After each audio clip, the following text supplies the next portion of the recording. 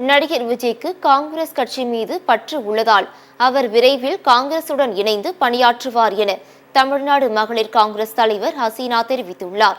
தென்காசி மாவட்ட மகளிர் காங்கிரஸ் சார்பில் நடைபெற்ற மத நல்லிணக்க ஒற்றுமை நடைப்பயணத்தில் கலந்து கொண்ட பின்னர் பேசிய அவர் இவ்வாறு கூறினார். நடிகர் விஜய் அவர்கள் காங்கிரசின் மீது பற்றுள்ளவர். நான் இளைஞர் காங்கிரஸில் இருந்த போதே நடிகர் விஜய் அவர்கள் ராகுல் காந்திஜியை சந்தித்துள்ளார். அந்த நேரம் ராகுல் காந்திஜி அவர்கள் இளைஞர் காங்கிரசின் பொறுப்பாளராக இருந்தார். நாங்கள் எல்லாம் இளைஞர் காங்கிரஸில் தேர்தல் வழிமுறையில் கட்சியில் இணைந்து ஸ்டூடெண்ட்ஸ் காங்கிரஸில் இணைந்து ராகுல் காந்திஜி அவர்கள் யூத் காங்கிரசிற்கு தலைமை ஏற்ற பிறகு நாங்கள் இதில் செயல்பாடோட நடந்து கொண்டிருக்கின்றோம். அப்போது நடந்த டேலண்ட் ஹண்ட் புரோகிராமில் தமிழ்நாட்டில் இருந்து செலக்ட் செய்யப்பட்ட 3 நபரில் நானும் ஒருவர். நான் சந்தித்த முதல் தலைவரே தேசிய தலைவர் ராகுல் காந்திஜி அவர்கள்தான்.